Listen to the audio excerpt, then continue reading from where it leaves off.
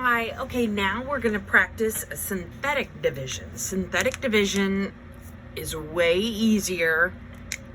It's called synthetic division for a reason. Synthetic means, like fake, not the real thing. So, this synthetic division turns out to be shorter because we don't use the letter X anywhere. Okay, so to start out synthetic division, let's look at this tricks paper.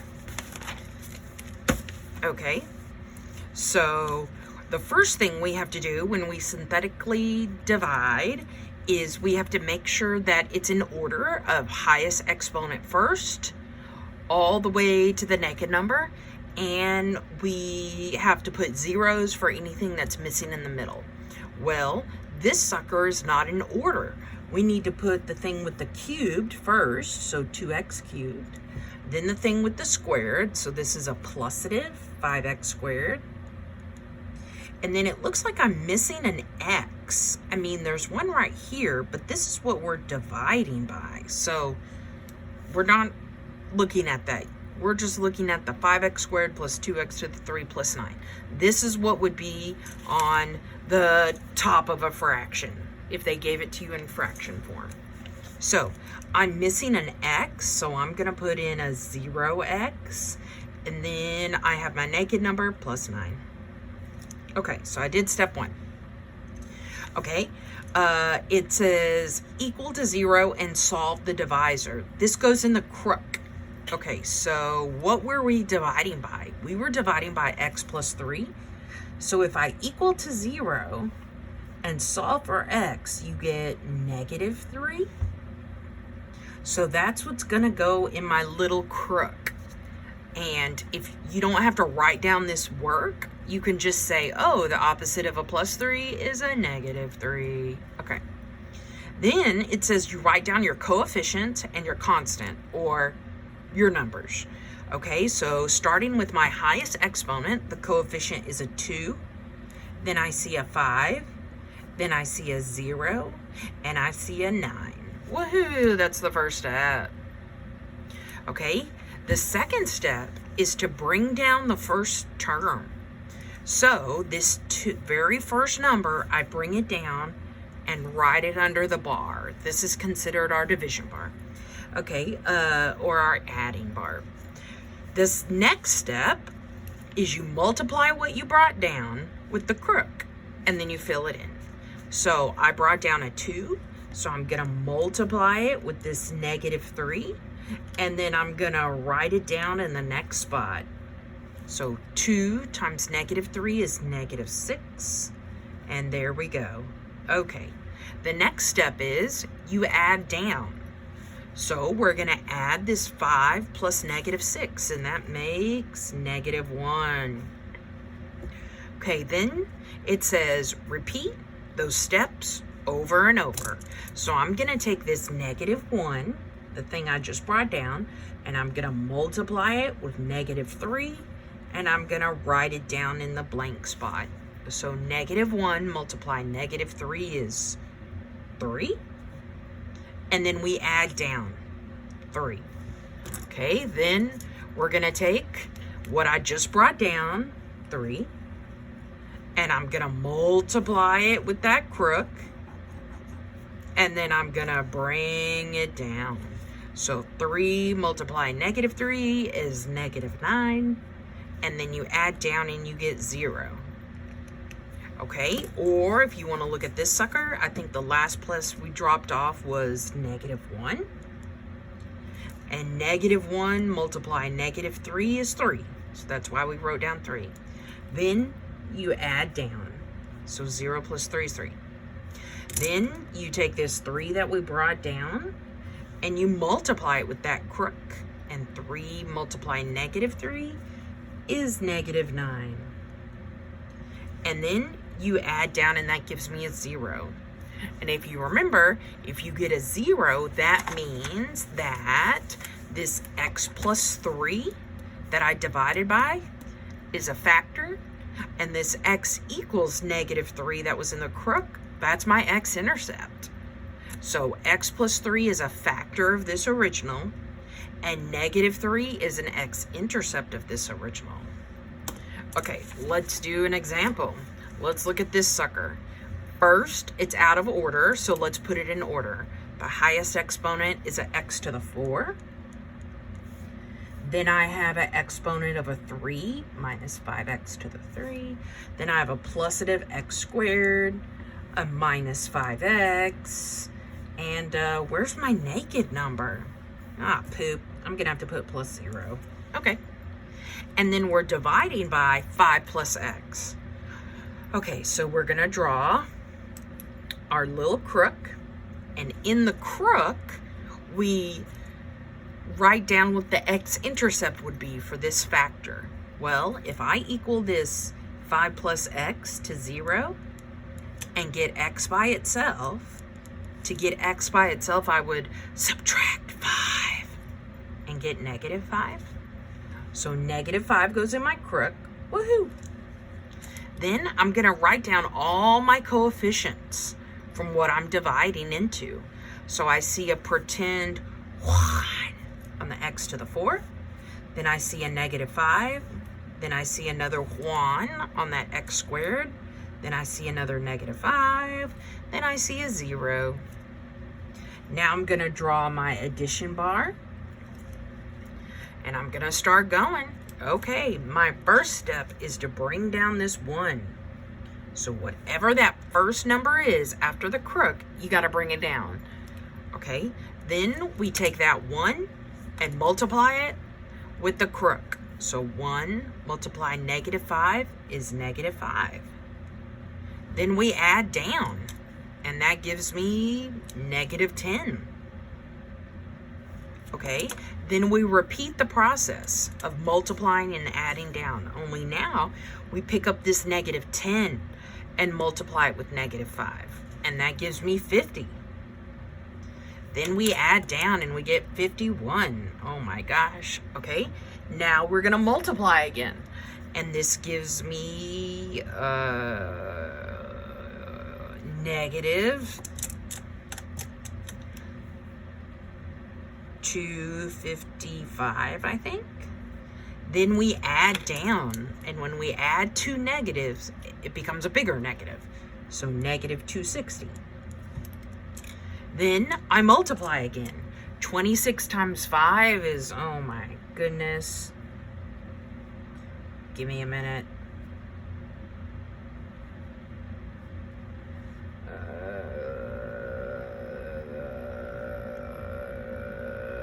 Shoot. I think it's 1,300. I'm not for sure. Okay. And then you add down and you get 1,300. Okay. So the last number is your remainder. So this 1,300 is your remainder. But if you look at my answer compared to when we were doing long division, it looks like I'm missing the most an important piece. I'm missing x's. Okay, well, let's think about this. When I did long division, I started out with an x to the 4th, and when we divided off by an x, my first term was x to the 3rd, because it's 1 less. Because if you take this x to the 4 and divide off by an x to the 1, those subtract, and we get x to the 3. Same thing here. We're going to attach letters with 1 less exponent. So it looks like my highest exponent at the very beginning of this problem was a 4. But if I divide off by an x, I only have x to the cube left. Then what comes after x to the 3? An x squared. And then what comes after an x squared? An x. And then now I'm just going to clean it up. I think I need a symbol on this 51. It's a plusative. Okay.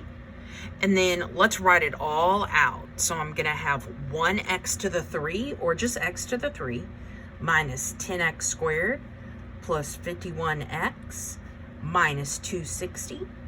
And then this 1,300 is a remainder. So I put 1,300 over the whole thing that I was dividing by.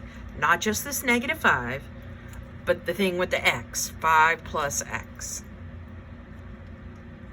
And since this remainder was a plusative 1300, I'm going to have plusative. Okay, and if the question was that x plus 5 that we divided by, was it a factor? The answer is, heck no, it was not a factor because I did not get a remainder of 0. If there was a question of, is this negative 5 an x-intercept? Heck no, it's not an x-intercept because I got a remainder of 1300. Okay, let's do another problem. Let's say we have this x to the 4th minus 81 over x minus 3. This one's definitely in your homework. Yeah, okay. So first, for synthetic division, we got to draw a little crook. And we take whatever we're dividing by and we equal it to 0. And solve for x. So if I solve this bottom for x, I get x equals 3. So I put the 3 in the crook. Okay, now let's think about this. On the top, I'm missing a whole bunch of stuff. I'm missing x to the 3, so I'm going to put a 0x to the 3. I'm missing an x squared on the top, so I'm going to put a 0x squared. I'm missing an x on the top, so 0x. And then am I missing the naked number on the top? No, so I'm good to go. Okay, so now let's write my coefficients from this top. I have a 1 on the x to the 4th. Then I have a couple of zeros, 0, 0, 0. And then my last naked number is negative 81. If you do not write these zeros, your answer's wrong. So don't even ask if you can do that, because the answer is no. Okay, so my first step is to bring down that first number, 1. Then I multiply that with the crook. 1 multiply 3 is 3. Let's write it down. Okay, then what do I do with this 0 and 3? I have to add down. So if I add down, 0 plus 3 is 3. Now what do? I multiply. 3 that I just brought down, multiply your crook is 9. Add down, 0 plus 9. 9. Multiply with your crook. That 9 that we just brought down multiplied with 3 is 27. Add down, 0 plus 27 is 27. Last step, multiply. 27 that I just brought down, 27 I just brought down, multiply with 3 is plusative 81. Add down 0. Woo. Okay, now we're going to attach our letters. Since I started out with a highest exponent of x to the 4, I'm going to attach an x to the 3, 1 less. So on this 1, I'm going to attach a 1x to the 3. Then all of these, the rest of these numbers are plusative. So plusative 3, the next x, which is x squared, plusative 9, the next x, which is just an x, plusative 27, and that one is just a naked number. So we have exponent 3, 2, 1, and then our constant, or our naked number, 27. And then what's our remainder? 0? We don't have to write it if it's a 0. So we divided. And hey, we got a remainder of 0. So since we got a remainder of 0, that means that whatever we divided by, x minus 3, is a factor. And the number from the crook, 3, is an x-intercept. Yay. Okay, let's keep going. On this next sucker, it says use something called the remainder theorem to find f of 2. Okay, so usually, if we want to find f of 2, we just take this 2 and plug it into all the x's. Yeah, remember this? I think we did it in 2.1 and 2.2. I ran out of room. Okay, so this is how you would find f of 2 from section 2.1 or 2.3. But back in the day, way back in the day, you know, before we knew notation for to the fourth and to the third and to the squared, we figured out that we can use synthetic division. So what this means is, if we look at this problem we did when we plugged in a -5, we got a remainder of 1300. This is like saying, okay, well, when I plugged in a -5, f of -5, I got out at the very end a 1300. So it's kind of like saying the number in the crook is the x value and the remainder turns out to be the y value. So if I want to use the remainder theorem to find f of 2, what I'm going to do is I'm going to put 2 in the crook, and then I'm going to whip out that synthetic division, and whatever the remainder is, that's my y value, or that's what the question mark is. Okay, so I'm going to put this 2 directly in the crook. I don't have to do the opposite because it's just a number 2. If they would have given me a factor, x minus 3, that's when I do the opposite and put a +3 in the crook. But they just gave me 2. So I just put in 2 into the crook. And then let's see if I need any placeholders. I have exponent 4, 3, 2, 1, naked number, safe, good to go. Let's write down my coefficients. I have a 1 from the x to the 4. Then a 3, 7, -7, and -3. Draw your addition bar. Bring down your first number. Now let's multiply. 1 multiplied 2 is 2. Then add down 5. Multiply. 5 times 2 is 10. Add down 17. So this is easier than plugging in a 2, especially if you don't have a calculator and you're not sure how to raise something to the 4th or the 3rd, or if you're not that great with multiplication. This synthetic division only has one kind of multiplication and one kind of addition. Okay, let's keep going. The thing I just brought down, 17 multiplied 2 is 34. Add down is -27. Okay, multiply what I just brought down with what's in the crook. So -27 multiplied 2 is -54. Add down -57. Okay, so the remainder theorem says that the remainder is your y value. So the question was, f of 2 equals what? Well, heck, it equals -57. Hey, baby, done with that problem. So for my online kids, a way to do this if you forget how to use the synthetic division is just to take the number in the parentheses and plug it into the original problem, and we should get the same -57. For my face-to-face kids, you have to do it this way and you have to write it down so that I can give you credit. Okay, let's look at this last sucker. It says they give us an equation, then they say divide it by x minus 4 and find all the zeros of f. Okay, well, let's go ahead and do the division. We can either do long or synthetic. I'm gonna do synthetic. So first we figure out what goes in the crook. It's the opposite of whatever this x minus 4 is, or if you equal this x minus 4 to 0 and get x by itself, we plus 4. Plus 4.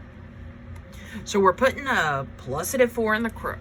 So remember, if they give you a factor like x minus 3, x minus 4, that's where you equal it to 0 or just take the opposite, and that opposite is what you put in your crook. But if they don't give you a factor of x plus or minus something, they just give you a number, you put that number straight up in the crook. Okay, let's keep looking at this problem. Let's check our exponents. 3, 2, pretend 1, naked number, safe. Write down your coefficients. 1x to the 3. Then there's a minus 2. Then there's a minus 23. Then there's a 60. Okay. Let's go. Bring down your 1. Multiply that 1 with your crook. Write it down. Add down. That number that we just brought down, 2, multiply it with your crook. 8. Write it down. Add down, negative 15. That number that we just brought down, negative 15, multiply it with your crook. Negative 60. Add down, 0. Yes. Okay, so since we got a remainder of 0, that means what we started with, x minus 4, is a factor. And when we equaled it to 0, 4 is an x-intercept. And another word for x-intercept is 0. Okay, so now let's attach our letters. Let's see, I have a 1x to the, what did we start with? Our highest exponent, it was 3, and we just divided off by an x, so now we have x squared. Okay, then this next 2 is a plusative, so plusative 2. And what comes after x squared? X to the 5th? No, x. Hello. Okay, and then naked number, minus 15. Okay, great. Okay, if we're looking at our tricks, it says how to use synthetic division to find all the zeros, x-intercept solutions, or roots. Okay, it says if they give you a factor, equal it to 0 and get x by itself. That's your crook.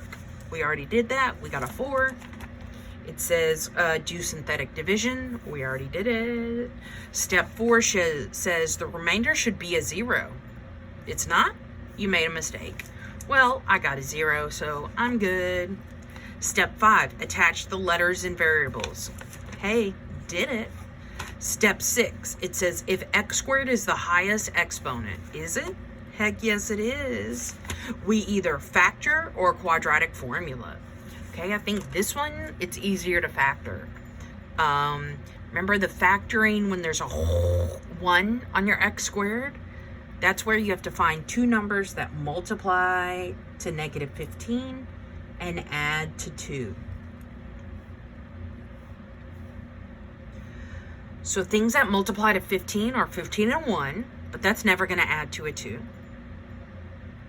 Or things that multiply to 15 are 5 and 3. Well, we have to multiply to a negative 15, so that means one of them has to be a plus, one of them has to be a minus. So if I have to add to a positive 2, that means the bigger number has to be plusative. So plusative 5 minus 3. Okay. It says if x squared is the highest exponent, factor to solve for x. Oh, and it says answer is the number from the crook and the numbers from factoring and equaling to 0. So we already factored. Now let's equal these to 0. If we equal these to 0, we just whip out the opposites. If I want to solve for x, so to get x by itself, I subtract 5, negative 5. And I add 3, plusative 3. So this negative 5 and 3 came from the factoring. But then we have one more x-intercept that we're missing. It's the x-intercept that gave me a 0 as a remainder. For this 0 as a remainder, the x-intercept that gave me that was a 4. So my x-intercepts are negative 5, 0, 3, 0, and 4, 0. And if you remember from section 3.2, the highest exponent at the beginning of the problem tells you the amount of x-intercepts you're going to have in the end. So my highest exponent at the beginning of this problem was a 3. So I should have 3 x-intercepts. And I do. Woohoo!